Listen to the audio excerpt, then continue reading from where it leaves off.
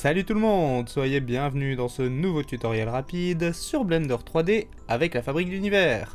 Et aujourd'hui nous allons créer un système qui permettra à un objet de se balancer naturellement au bout d'une potence. Alors donne un peu de force à la chaîne en mettant ton petit pouce en l'air, en t'abonnant, en activant la cloche, et c'est parti!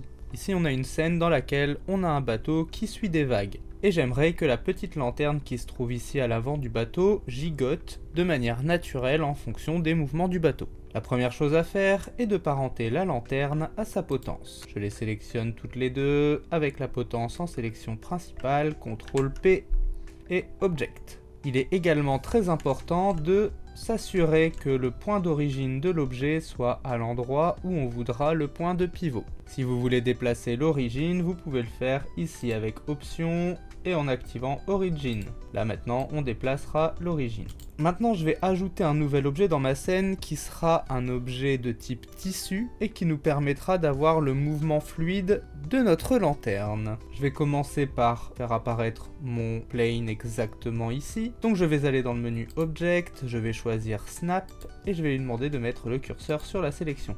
Fait qu'on a le curseur d'apparition qui est bien ici. Je vais masquer ma lanterne temporairement. Shift A, Mesh Plane. Je vais passer en mode Edit.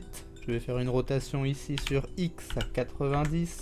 Je vais descendre mon plane. Je vais le resserrer. Ici en bas, je vais sélectionner le segment et le grandir un petit peu avec S. Je vais effectuer un CTRL R au milieu et descendre un peu la vertex du bas pour créer une espèce de flèche. Je vais maintenant repasser en mode objet. Je vais également parenter mon objet ici avec la potence. Donc je la sélectionne, CTRL P, Object. Maintenant je vais devoir créer un vertex group qui va permettre d'accrocher le haut de notre tissu à notre potence. Pour ça je vais me rendre dans son menu de data. Je vais repasser en mode edit. Je vais sélectionner les points du haut. Je vais créer un nouveau groupe de vertex et assigner mes points au groupe. Je vais pouvoir aller maintenant en physique. Lui mettre un module close. Ici en haut sur les petites réglettes, je vais venir choisir le profil silk pour la soie et je vais venir mettre mon pin group dans l'onglet shape.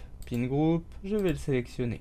Je vais également activer le dynamic mesh. Et normalement déjà, si on fait un play, on devrait avoir un tissu qui se déplace. C'est pas trop mal. On va revenir à 0. Maintenant, il nous reste deux petites choses à faire. Ici, en bas de notre objet, on va venir en mode Edit, sélectionner les trois points et on va retourner dans le menu Mesh et on va refaire un snap et mettre le curseur sur la sélection.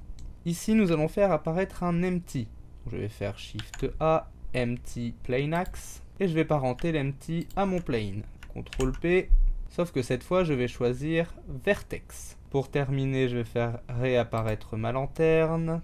Je vais la sélectionner et je vais venir lui poser des contraintes. En l'occurrence, je vais lui mettre une contrainte Lockit Track. Je vais même lui en mettre deux, donc je vais la dupliquer. Pour les deux, je vais aller chercher mon empty comme cible.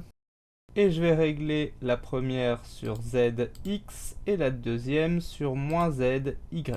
Et normalement, maintenant, si je fais un play, on devrait avoir notre lanterne qui se déplace en même temps que notre tissu. Et il ne vous reste plus qu'à masquer votre tissu dans votre hiérarchie. Et voilà, ça fonctionne parfaitement. Cette vidéo est maintenant terminée. J'espère qu'elle vous aura été utile. Si vous avez des questions, posez-les en commentaire. Et sinon, lâchez-en un petit de soutien. Ça me fera toujours plaisir à lire. Et si vous voulez toujours soutenir la chaîne, vous pouvez mettre un petit pouce en l'air, vous abonner, activer la cloche, partager la vidéo. Et pourquoi pas nous soutenir sur Tipeee. Le lien est dans la description. Quant à moi, je vous dis à la prochaine pour un nouveau tuto sur la fabrique d'univers. La fabrique d'univers où les rêves prennent vie. Avec chaque tutoriel, elle nous éblouit. Des mondes en 3D, des créations infinies. Sur sa chaîne YouTube, la magie s'épanouit.